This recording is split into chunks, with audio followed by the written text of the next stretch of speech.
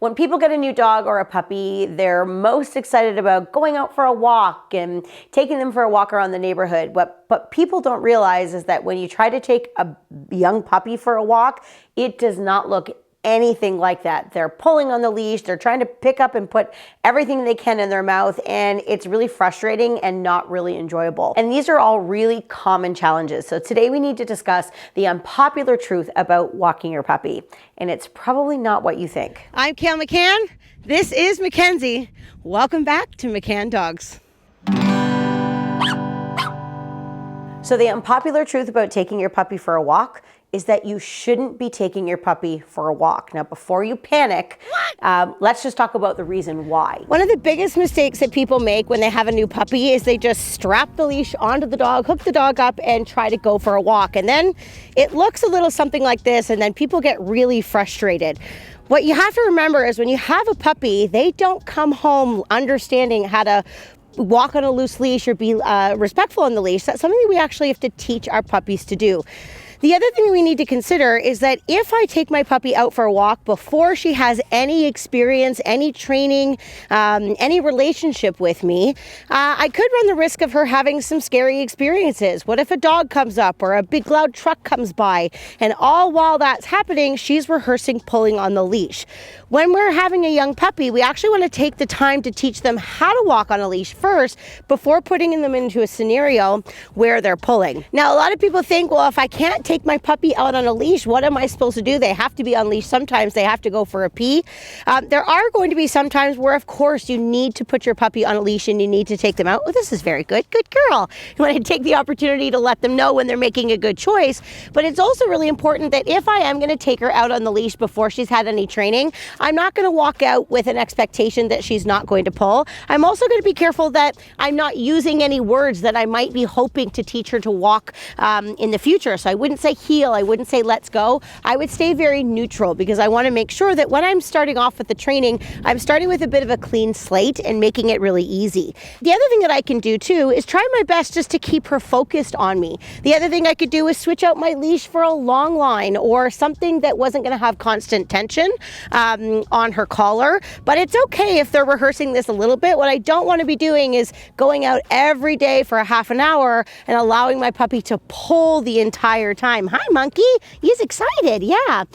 Because all that rehearsal is just something that I'm going to have to retrack and retrain once I actually start my walking training. How about building value on you? That's something that a lot of people underestimate. If your puppy wants to do things for you, if they want to listen to you, it actually makes taking them for a walk a lot easier. Those two things go hand in hand. Now, building value means that before I ever take her for a walk on the leash, I've taken some time to teach her how to listen, how to be with me, and how to be on a loose leash.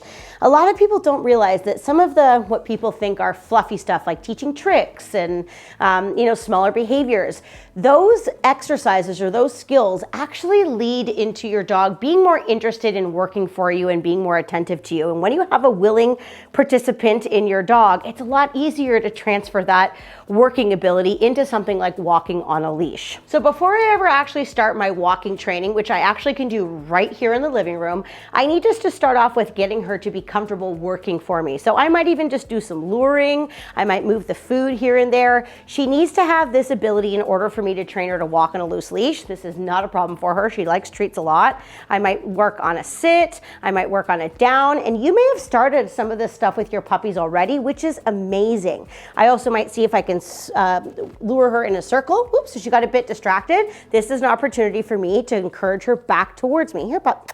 Yay, good girl. Now, the hard thing about this is I'm talking to you guys and I'm training a puppy at the same time. And one thing that puppies often do is they get distracted really easily. So it would actually be more helpful if while I'm using the food, I also use my voice to encourage her. Here, go. Got it, girl. Ready, ready, ready. Right here. Good. What's this? What's this? Good. Here. She says, I'm smart. I see a whole bait bag full of treats. There we go. Oh, almost. Right here, right here, right here. Yay, good girl. Okay, I'm gonna get up on my feet to help her. And again, what happens is when people run into a jam, they sort of think, oh my gosh, it's not working. Good girl. Yay, there we go. I just wanted a circle, that's all. Good girl. Very nice. Let's try that again. Good. Yay! Good. So there's a little problem-solving opportunity. She was like, what? You want me to go in a circle? That's weird.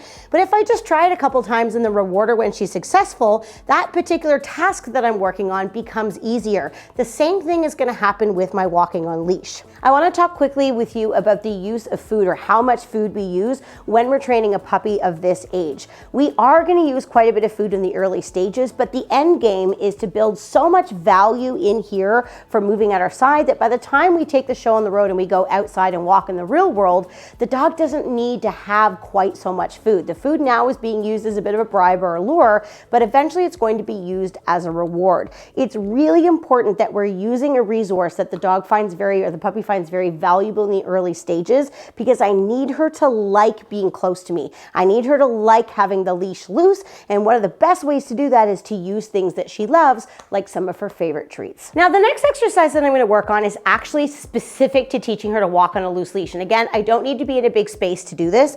I'm going to start building value for Mackenzie being at my left-hand side. So I know she follows treats now, so I'm just going to lure her into my left-hand side. What's this? What's this? What's this? Yes, good girl. Now in the beginning stages, I don't care whether she sits or stands. I just want her to think this is a good place. Now I'm going to release her, give her permission to move. Okay. And then the rewards are going to stop, because I want her to think this is the sweet spot. Now, look at that. I just had a puppy say, hey, that was kind of fun. And she actually moved back towards me on a completely loose leash without me asking. Yes, that was a good choice. So we're going to try going back to our left-hand side again. Now at this point, I don't need to put any type of command onto it. Dogs are really masters at reading body language. She doesn't really know or care about the words at this point. What I want her to do is get used to doing the behavior, the physical behavior. Once she's good at it, then I can start naming it. Wow, look at you, a sit as well. Good, okay, good girl. And again, once I move her away from my left-hand side, I'm gonna stop rewarding her. Now her leash is a little bit tight, so I'm gonna interrupt that. Hey, pup. Ha, there she is. Again, using that voice to keep her focused. Yes, wow, look at you. Now you'll notice when I'm rewarding her, yes, good girl, I'm holding my food in a way that her attention is coming up to me. This is also another really important thing for teaching her to walk on a loose leash. If I was to do this, yes, and feed her for looking away, I'm taking away that opportunity for her to know all this good stuff, yes, comes from focusing on me. These lessons need to be taught and rehearsed in an environment or in a location where it's, okay, babe, okay, where it's easy for your puppy to be successful. If I was to practice this in the middle of a busy street with all kinds of distractions going by, I would be fighting for her attention. When I'm puppy training, I need to make it very easy for the puppy to be successful. And then from there, when she's ready, I could build in more distractions. I could bring in toys. I could let another dog be loose. I could let the cat be moving around, whatever it might be. But I need to start off in some type of environment that my puppy says, I can do this, and I love being near you. I love being on a loose leash. Now, I was just about to show you guys the next progression, but we've run into a bit of a challenge with this puppy. And again, I've never worked with this puppy. I met her about 20 minutes ago, and I was simply trying to move into this hallway, but she's a little bit worried about going from the carpet to the hardwood floor. So I'm just gonna take a second to see if I can build her, okay, girl, build her confidence a little bit. So I'm not gonna worry about the walking training. Yes, good girl. She was a little bit nervous about going through this little space here. Good, okay, now let's go back out. Right here, right here. Oh, she says, get me out of here. So I'm not gonna reward her for that, because she was kind of like, yes, good. I kind of want out of here. So I wouldn't give her a treat for that. But now that she's moving back towards the scary spot, yay, it's not scary. No, it's not scary. I'm gonna reward her. Now, she seems to, when we get here, want to bolt back. So I'm gonna pull a fast one on her here. Here, pup, what's this? Look, let's get treats right in the scary spot. Nope, come here, gotta come back and get it. What's this? Whoops, careful. What's this? Yay! Good, she choked on a chicken wiener. Good. Here you go. There we go, good. So it's really important that when you're dog training, you don't get stuck on one thing. If you run into a situation where your dog's maybe confused or a little bit worried, every moment is a training opportunity with a new puppy. They don't have any worldly, they don't have any worldly experience yet. So this is an opportunity for me to not only work on teaching her to walk on a loose leash, but it's also to teach her how to, overcome scary situations, and that she can trust me, she can lean into me, and I'm gonna make things lots of fun, and I'm gonna make it easy for her to be successful. That was good. Okay, can we try the next step now?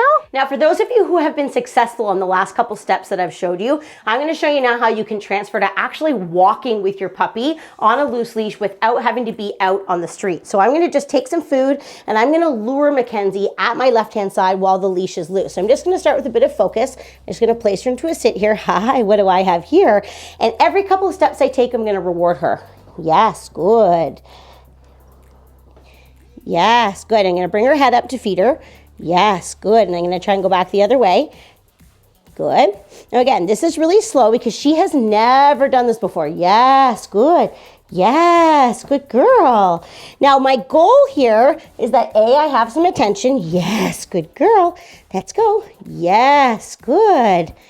And B, my leash stays loose. Yes, and we'll be able to pick up speed when she gets a bit more successful. Now that was my last treat, so I'm gonna release. Yay, good girl.